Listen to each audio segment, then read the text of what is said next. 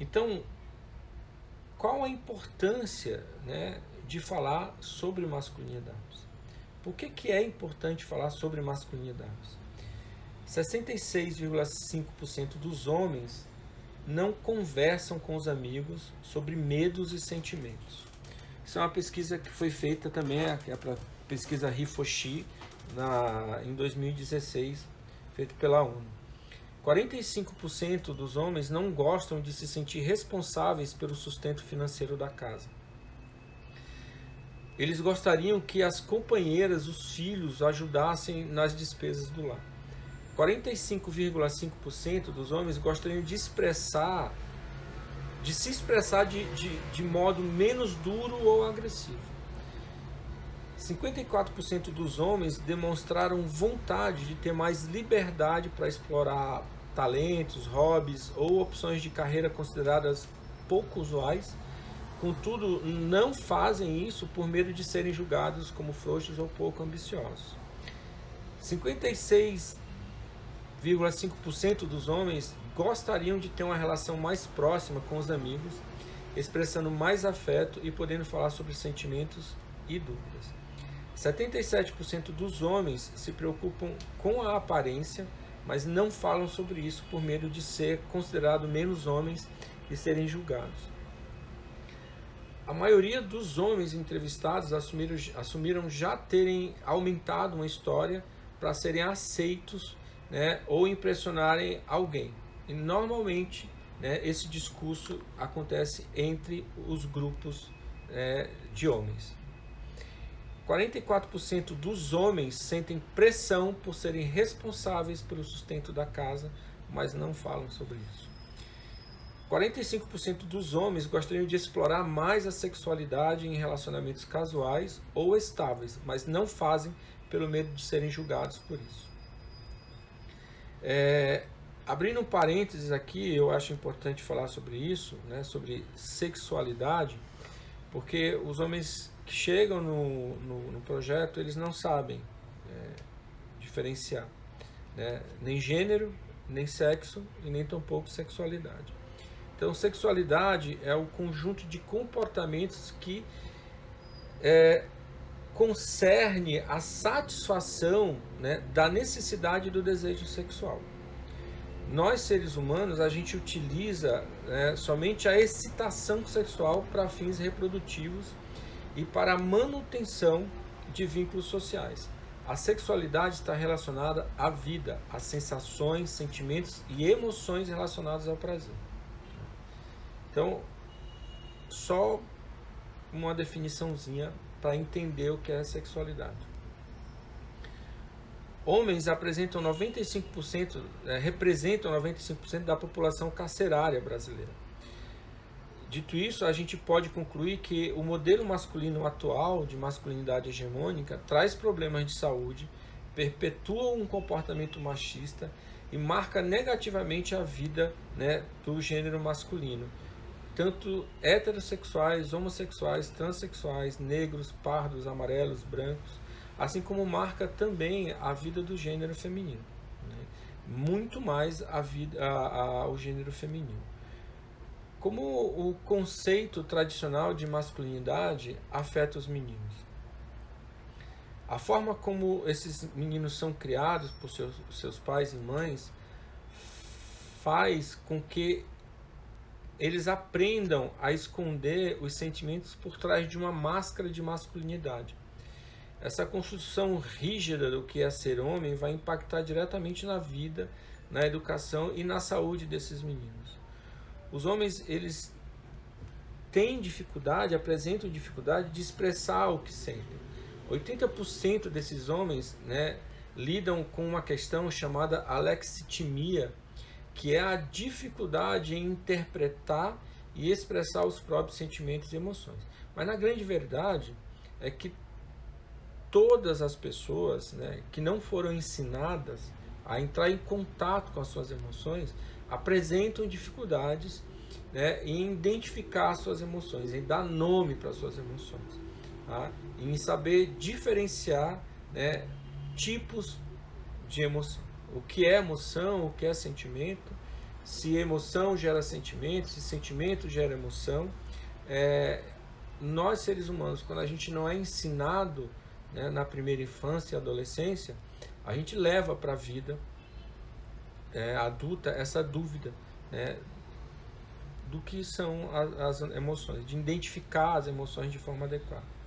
Bom, essas crianças são ensinadas a provar que são homens com H maiúsculo, né? Se engajam aí em padrões de vida autodestrutivos, perseguindo um ideal de masculinidade que nunca vai acontecer. Eles nunca vão alcançar esse ideal de masculinidade. 91,4% das vítimas de homicídio são homens. Homens morrem, se matam muito mais do que mulheres, porque simplesmente eles correm muito mais riscos do que as mulheres. Estão mais expostos, os homens, ao consumo excessivo de álcool e drogas, mas a gente já tem relatos que mulheres estão aumentando o consumo de álcool porque elas estão mais presentes no mercado de trabalho, estão aprendendo a lidar com essas pressões, né, sociais, porque a mulher ela vive várias pressões sociais. Ela vive a pressão social da qual hoje ela ocupa um cargo, né?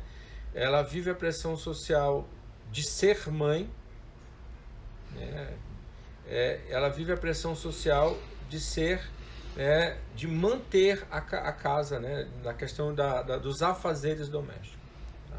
Então elas estão sofrendo e aí estão buscando o refúgio emocional, infelizmente, uma fuga emocional no consumo de álcool, né? Então, homens se matam todos os dias com facas, revólveres e carros. Sofrem de depressão em silêncio. Homens não falam, né, sobre emoção. Sofrem com a expectativa social, né, de boa parte das mulheres para que sejam os principais provedores do lar. Os homens se suicidam quase 4 vezes mais do que as mulheres. Afinal, porque homem não fala de sentimentos. Homem não procura um profissional da área de saúde mental.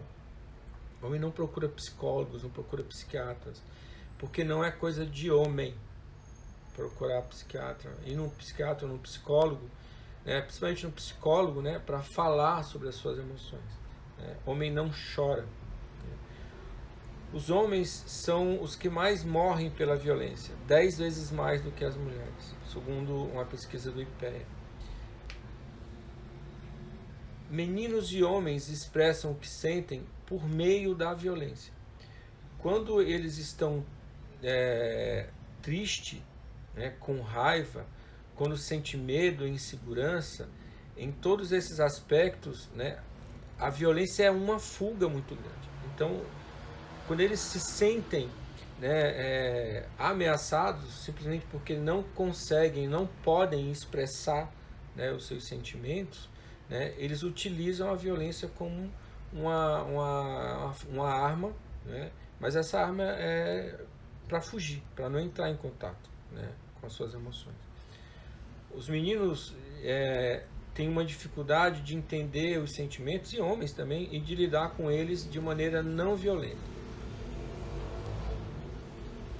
Como é que essa masculinidade hegemônica afeta a vida de homens e mulheres? Bom, esse tipo de masculinidade incentiva os meninos e, consequentemente, aos homens a se enxergarem como superiores, né, meramente pelo fato de serem biologicamente do sexo masculino. O tratamento dos bebês do sexo masculino, que mesmo sem saber, né, falar, eles escutam, né, que vão ser garanhões, que vão fazer estrago aí com a mulherada, e enquanto o sexo feminino escuta que qualquer menino vai ter que se ver com o papai e ficar com alguém só por cima do meu cadáver. Bom, a masculinidade hegemônica ela vai estimular o homem a ser agressivo, né, para se provar e a não falar sobre os seus sentimentos. Então, um homem que não é capaz de dialogar com a sua esposa, ele pode acabar agredindo a sua esposa, já que sempre aprendeu, né, a resolver seus problemas com violência. As mulheres que são vítimas diárias do machismo, abastecido por essa masculinidade hegemônica que gera comportamentos inadequados, também podem se beneficiar dessa desconstrução desse comportamento masculino, seja de forma direta ou indireta. Cada tipo de violência gera prejuízos nas esferas do desenvolvimento físico, cognitivo, social, moral, emocional ou afetivo. Os sintomas frequentemente encontrados em vítimas de violência doméstica são insônia, pesadelos, falta de concentração, irritabilidade, falta de apetite. Vítimas de violência podem desenvolver sérios problemas psicológicos, como depressão, ansiedade, síndrome do pânico, estresse pós-traumático, além de comportamentos autodestrutivos, como o uso de álcool e drogas, ou mesmo tentativa de suicídio. Ocorre aí uma significativa quebra, de segurança da vítima em relação, ao autor da violência. Na verdade, o que existe é uma quebra, de confiança e segurança da companheira em relação ao seu companheiro. Então, quando esse homem é um homem autor de violência, essa mulher já não confia mais nele. E isso compromete totalmente o bem-estar dela e o próprio sistema conjugal, a própria família.